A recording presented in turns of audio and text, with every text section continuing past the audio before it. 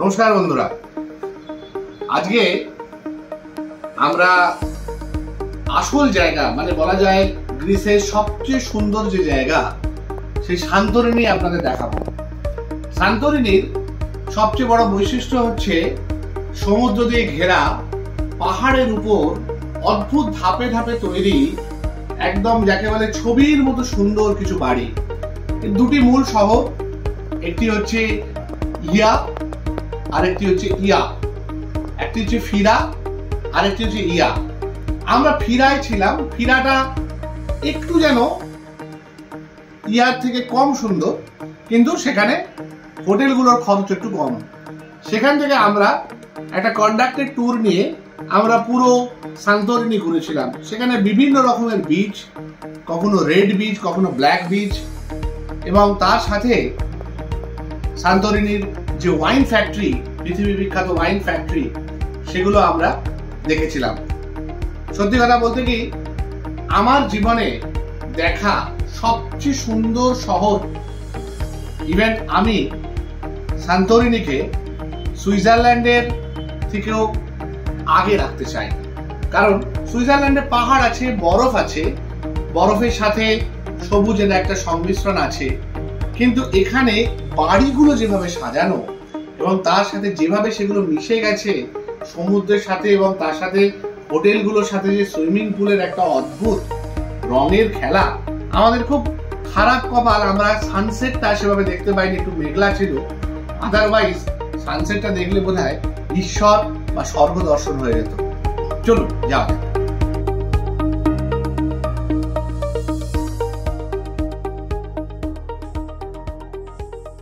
সকালবেলা এথেন্স থেকে প্লেনে করে আমরা পৌঁছালাম আমাদের সান্তোরিনি।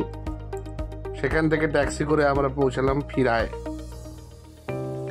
আমাদের হোটেল সমুদ্রের খুব কাছে, ফিরার একটা জেটির খুব কাছে আমাদের হোটেল, আর দূরে দেখা যাচ্ছে সমুদ্র।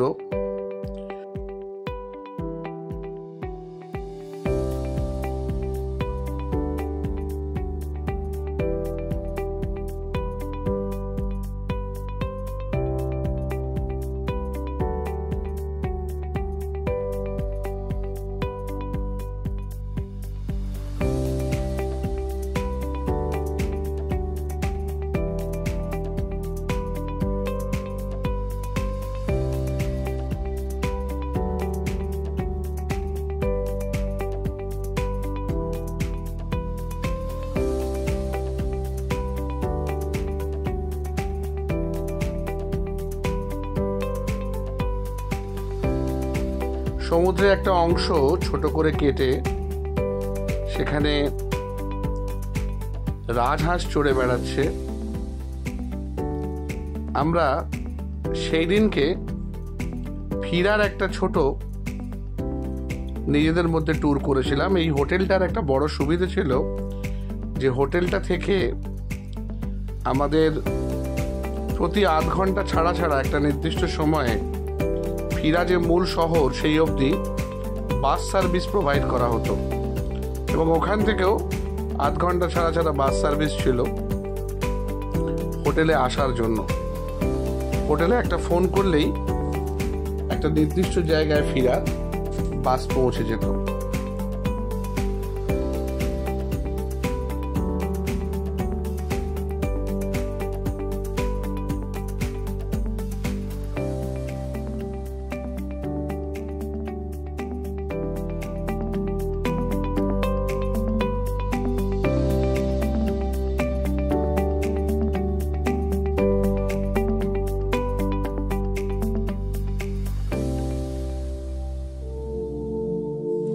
ফিরার শহরের অদ্ভুত নৈসর্গিক শোভা আমরা সেদিনকে দেখলাম।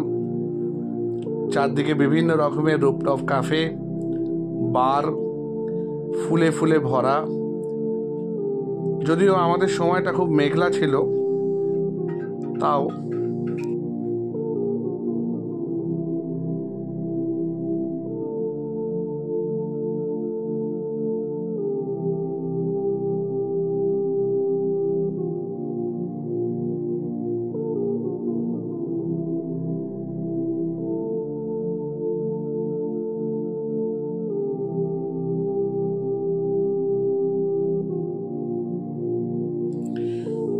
পরের দিন ভোরে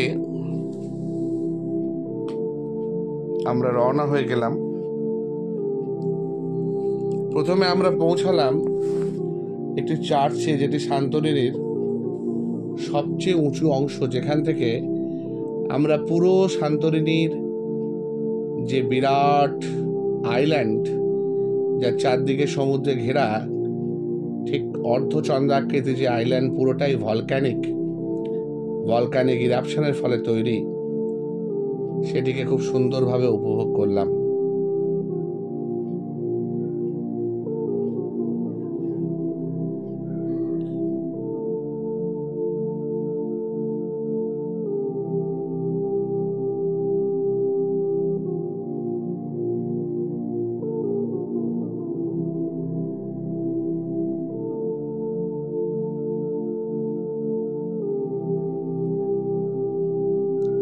সেখান থেকে আমরা চলে গেলাম আমাদের পরবর্তী গন্তব্যে, সান্তরিনীর বিখ্যাত ওয়াইন ফ্যাক্টরি।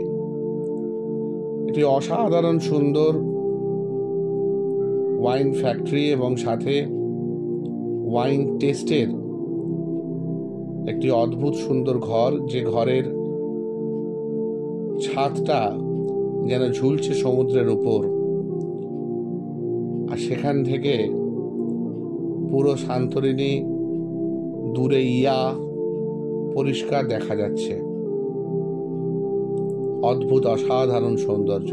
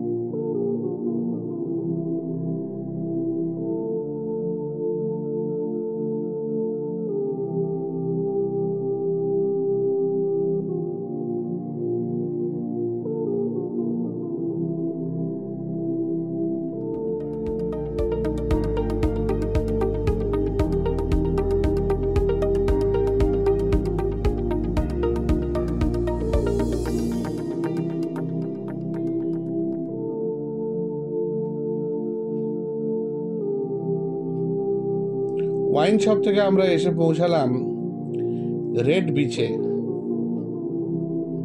যেহেতু আমরা একটু সিজনের আগে পৌঁছেছিলাম, তাই সমুদ্রে কেউ নামেনি। যথেষ্ট ঠান্ডা জল এবং সমুদ্র যথেষ্ট উত্তাল ছিল।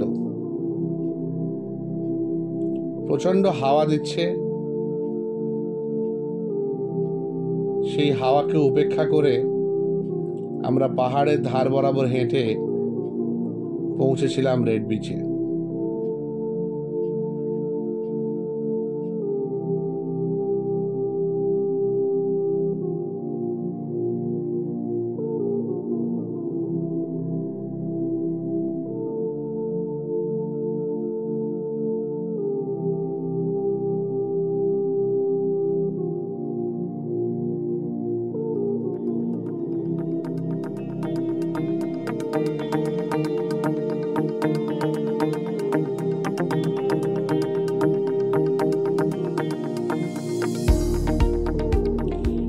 রেড বিচের পরে আমরা গিয়ে পৌঁছালাম ব্ল্যাক বিচে।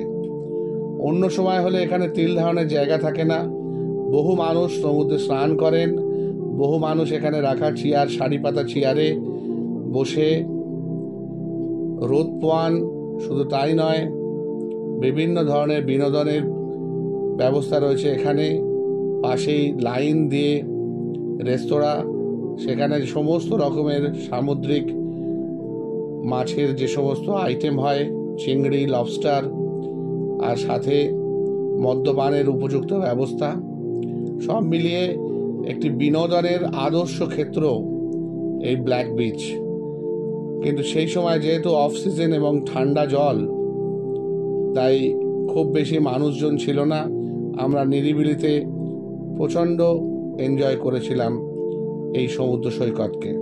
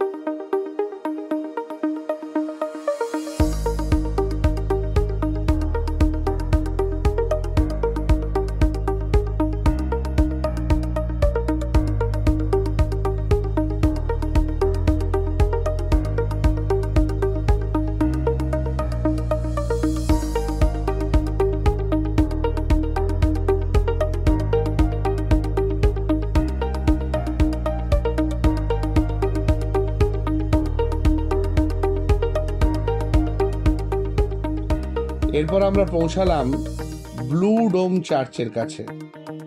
এই ব্লু ডোম চার্চ ইয়া এবং ফিরার মাঝামাঝিতে পড়ে। নীল রঙের চার্চের মাথা আর তার আশপাশটায় সাদা রঙের বাড়ি বা বাকি অংশটা, এবং তার সাথে আশপাশে সবুজ এবং বিভিন্ন ফুলে ভরা গোটা শহরটা যেন ছবির মতো সাজানো।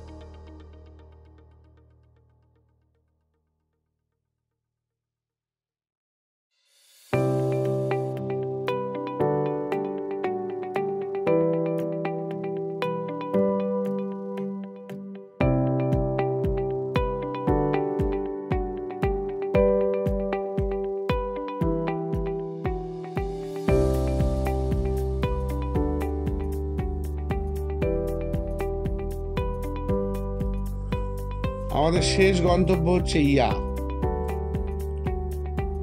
সবচেয়ে সুন্দর সান্তোরিনির যে অংশ, যেখানে থাকার জন্য, যেখানে আসার জন্য মানুষ জন্মের পর জন্ম যেন অপেক্ষা করতে পারে।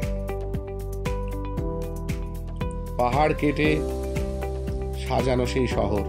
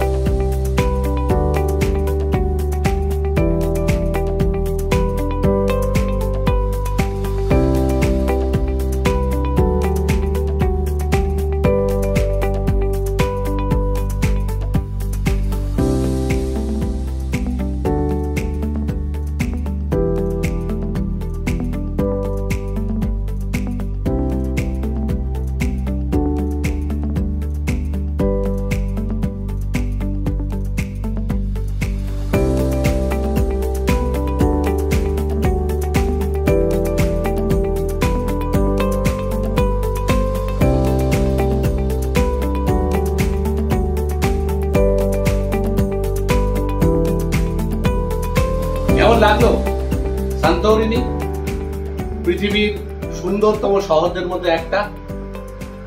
আমারও মন জুড়িয়ে গেছিল জানেন। ভালো লাগলে সাবস্ক্রাইব করবেন, শেয়ার করবেন, আরো মানুষকে সুযোগ করে দেবেন, আর সম্ভব হলে ঘুরে আসুন।